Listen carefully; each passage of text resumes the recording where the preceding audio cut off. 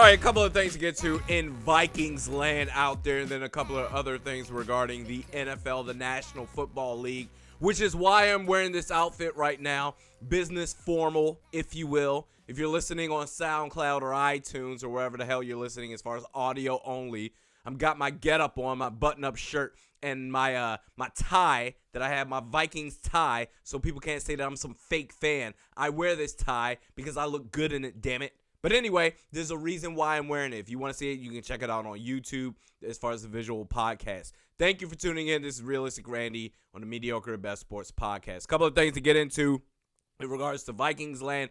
Number one, the Vikings have hired a special teams coach. His name is Marian Malouf. I hope I'm pronouncing his name right.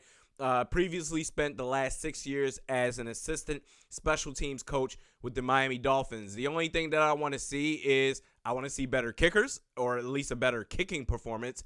And honestly, I want to see a little bit more trickery here and there on special teams. You know, you see across the league, there's a lot of teams, maybe even Sean McVay, and certainly with the New Orleans Saints, as far as when they had Taysom Hill, just as far as trickery, like a fake punt, a fake field goal, something like that. And I feel like with the Vikings, with our special teams, we've been extra conservative. I could be wrong, but I just feel like I want to see more of that, more trickery once in a while. Other than that, let Marcus Sherrills cover your ass when it comes to punts. But I just want to see the kickers not look all flustered and all nervous, deer in the headlights. Look, I don't want to see that with the kickers. So anyway, they got the special teams coach with that.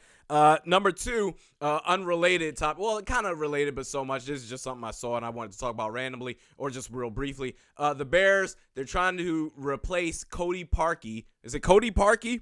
Cody Parkey. I was about to say Cody Parker for some reason.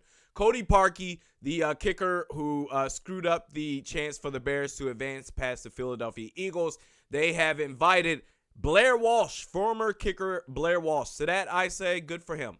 I made a vow last year, 2018, on New Year's that I made a New Year's resolution. I know we're in the new year, but I'm going to keep that going. I am no longer going to verbally bash Blair Walsh unless he goes out of his way to insult the Minnesota Vikings again. If he ever does it again, I will bring it up. But for right now, I wish him all the best. No sweat off my back. Number three, Anthony Barr, free agency looming. And, I brought up on the last podcast, I was like, you know what? I would personally franchise tag him. They have up until February 19th, or not up until. They have February 19th as far as when the franchise tag period opens up, in which the Minnesota Vikings can tag him, in which case I would do that and trade him. But what's interesting is that I saw this on my timeline a couple of times as far as now with he's in a Pro Bowl now, and good to him, congratulations, okay, fine. But anyway, I saw this come up, and Anthony Barr's talking about his upcoming free agency period. Oh, I want to stay here and all this stuff.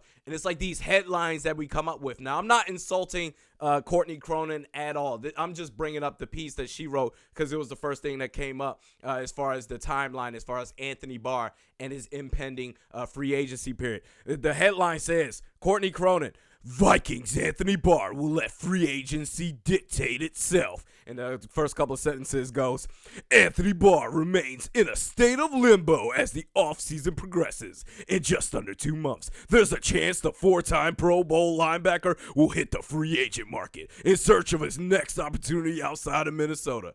And again, this isn't anything against Courtney Cronin. I just feel like I see this all across Minnesota sports, as the sports media, as far as what's going to happen to Anthony Barr. Who the hell cares? All right, he's good. He's okay.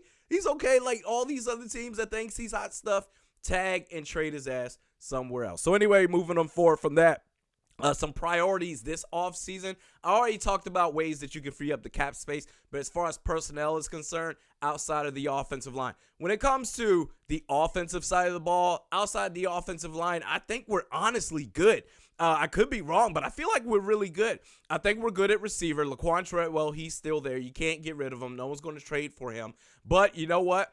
That third receiver spot is up for grabs. You still got Chad Beebe. He's presumably going to come back. He's on the 2019 roster, at least from what I see on Spotrac.com.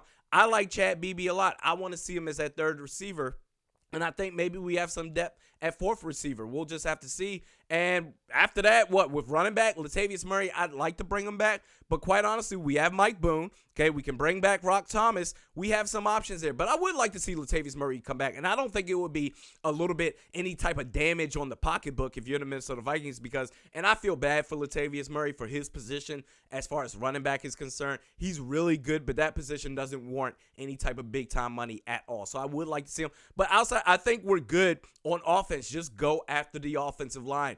Getting cute is what got you in this place or got you here in the first place, just like it did in 2016. Being cute. Don't be cute.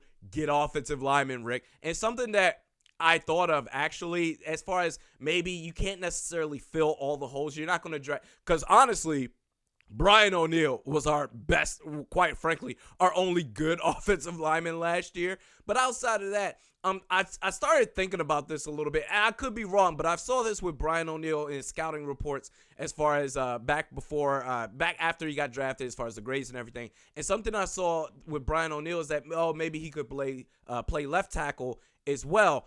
And that got me to thinking, like, I don't know if they're going to draft a left tackle in the draft because Riley Reif has been a disaster, at least this past season. But I think, honestly, because Riley Reif, he played one season, if I'm not mistaken, at right tackle at Detroit. So I'm wondering if Brian O'Neill, because you got to be really careful with that because you don't want to ruin this dude's psyche. This is arguably, well, not even arguably, this is your franchise tackle of whichever side of the future.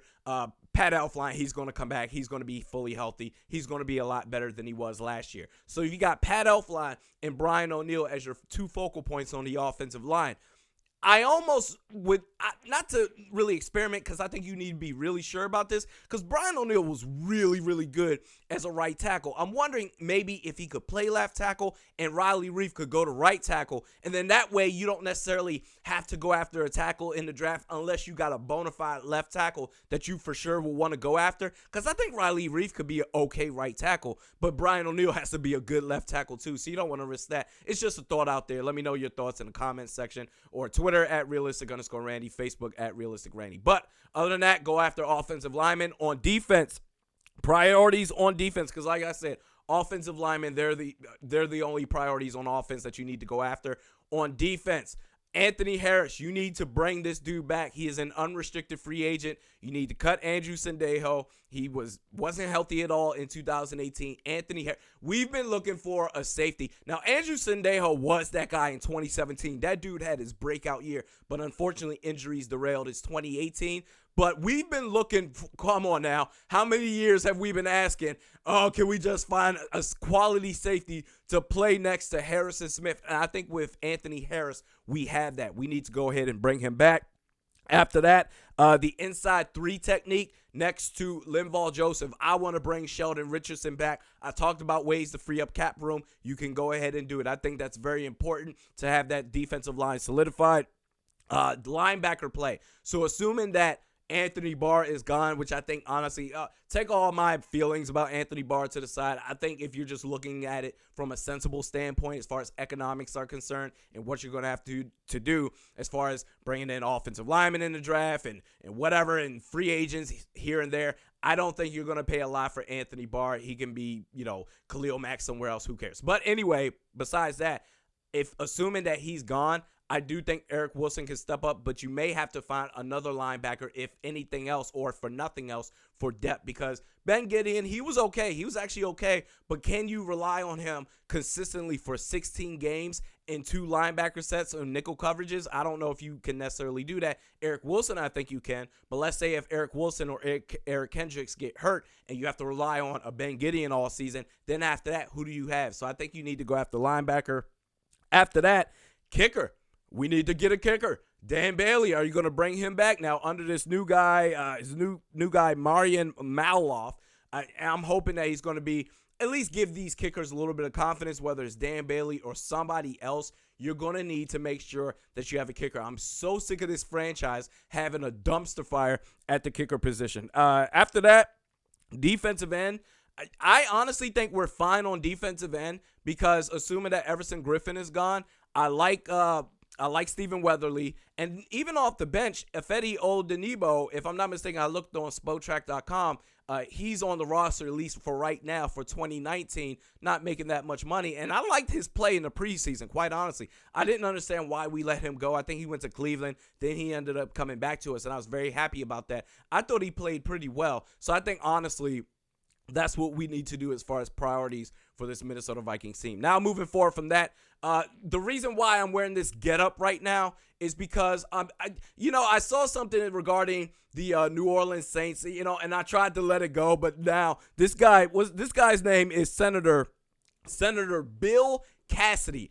Senator Bill Cassidy, representing the state of Louisiana. I don't even want to bring politics into this, but he brought it to sports. Senator Bill Cassidy, representative for the state of Louisiana. And then also he was bitching about the New Orleans Saints. Oh, we demand justice for the New Orleans Saints. And then not only that, as far as the overtime rules, people are all up in arms because Patrick Mahomes didn't get the ball in overtime. And I am going to debunk both of those notions. First, let's hear what Bill Cassidy had to say. Senator Bill Cassidy of Louisiana. Mr. President, I'd like to bring up the NFC Championship game. The state of Louisiana is outraged because of what happened in the Superdome last Sunday. Now, football is more than a game. It's part of our culture. And I would say the NFL has a responsibility to the millions of fans across the country to ensure the integrity of the game and to answer these questions and perhaps a few others. Now, with that said, this has inspired me to start a new segment, to open up a new segment on this podcast called the Supreme Court of Fake Outrage. Let's go. All rise. Court is now in session. The Honorable Judge of the Supreme Court of Fake Outrage presiding. Thank you. You may sit. Ladies and gentlemen of the courtroom, may I ask why we are here today? Your Honor, we are here. Let me address the courtroom because I am here to defend the honor of the National Football League for this unjust RICO case against Roger Goodell and the NFL. The first case against the NFL comes from the New Orleans Saints talking about, oh, this is unjust and this isn't fair. And in the NFL, they completely, the referees, they botched it. And we demand that they're actually demanding that the NFL replays this NFC Championship game. Are we being for real right now? And talking about, oh, it's the integrity of the game, and this is an outrage and an obvious call, and the referee botched that call. This is the same franchise that's bitching and moaning right now over one call in one game in the NFC Championship game, whereas that same organization, that same fan base, oh, they were sitting there idly quiet, sitting there quiet as hell when it came to the Minnesota Vikings, who were crying about an entire game's worth of bad calls or non-calls by the officials. We were told to get over it. The New Orleans Saints should get over it too. This whole idea, and they're buying billboards out there talking about, oh, the Saints got screwed over and blah. Oh, give me a break. Shut up. Shut up. I am so glad that you're suffering right now. No, oh, listen, play this on the world's tiniest violin. I'm telling you right now. And you know what's crazy? People are saying, and all these athletes, oh, the Saints got robbed. No, they didn't. No, they didn't. They got robbed on one play. Okay, fine. The Vikings got robbed in an entire game. You can't have it both ways, okay? You can't have your cake and eat it too. And that's what the New Orleans Saints are doing. And I'm also hearing the conspiracy theorists out there talking about, oh, the NFL is rigged. The NFC Championship game before with the Rams and the Saints was absolutely rigged. Let me ask all those conspiracy theorists out there and all the people of New Orleans and the state of Louisiana, if that is your, let's play, okay, no, we'll play this game. Let's say, okay, fine, the NFL is rigged, and they're going to sit there and set up, like the WWE, they're going to set up their outcomes ahead of time. At the end of the day, they're all about making money, drawing headlines, drawing the highest amount of ratings possible, okay? Let me ask you this right now. Say the NFL is rigged, okay? And they're all about drawing high ratings and all that stuff. What's going to draw the highest ratings, the most talk, the most publicity with the NFL among the media, the most sports podcasts, to where they're constantly talking about the NFL? Tom Brady versus Drew Brees, two of the top quarterbacks, two of the best quarterbacks of all time, going mano-a-mano, championship quarterback versus championship quarterback. Sean Payton versus Bill Belichick, two of the best coaches that we've seen in a long time. Certainly Bill Belichick, arguably the greatest coach of all time, going mano-a-mano. Oh, the headlines, the ratings. What will draw more ratings? That or Tom Brady versus Jared Goff? Oh, shut the hell up, sit the hell down. And then number two of this RICO case, this unjust RICO case against the NFL, the outrage, the fake outrage against the New England Patriots, or really the NFL, and the overtime rules. What happened? The New England Patriots in the AFC Championship game, they beat the Kansas City Chiefs at Kansas City in overtime after scoring a touchdown on the first possession in overtime and ending the game. And now all of a sudden, we want to change the rules. Oh, each team should get the ball. Each offense should get a chance to get the ball. It's called sudden death. It's sudden death. Your game, your fate on the football field can suddenly die at a moment's notice. That's how it is, and it's completely fair. Now we're coming up with all these fake-ass theories, these fake-ass facts, talking about, oh, well, the overtime, it just comes down to a coin flip and who gets the ball first. That is incredibly disingenuous. I actually looked this up, Your Honor. I looked this up. And since the overtime rules were fully implemented of touchdown and over with, or touchdown and done, no more field goal and done, touchdown and done, was fully implemented in the season of 2012. 18% of overtime games ended with a team scoring a touchdown on the very first possession. The opposition has gotten the ball back. During that span, we have 7 years. We have, 6 or 7 years? 7 years of a sample size to go. The opposition has gotten the ball back 82% of the time. This whole idea that it comes down to a coin flip is absolute fake outrage. I apologize to the court, to the people, and to everybody out there for wasting the Supreme Court of fake outrageous time. You have wasted our time. Let me ask this question too, because if this were the Patriots that lost, let's say the Chiefs got the ball, right? And they marched up the field, they scored a touchdown, and oh my God, the game would have been over with. Will we be hearing this outrage right now? No. Everyone hates the Patriots, so they just come up for any reason. Oh, we need to change the rules. The defense stunk. The Chiefs' defense stunk. You need to blame them 18% of the time. That's less than 1/5 of the time, okay? Your defense needs to show up. Completely inexcusable. Enough of this fake outrage crap. No more questions. No more this. No more that. Ladies and gentlemen of the court, I rest my case. Order! Order! We do this twice a week, Mediokr and Best Sports Podcast with Realistic Randy. Saturday podcast on YouTube. Check it out at Realistic Randy. And the Tuesdays podcast on Score North. And I'm very happy to be part of this new rebrand image for Score North. Hopefully can contribute some good stuff to them. Anyway, Saturdays, Tuesdays, those are the podcasts. You can follow me on YouTube at Realistic Randy, Twitter at Realistic_Randy. What are we at? Facebook at Realistic Randy, SoundCloud, iTunes, whatever. Let me know your comments as far as priorities concerned for this Minnesota Vikings off season. We will see you on Tuesday.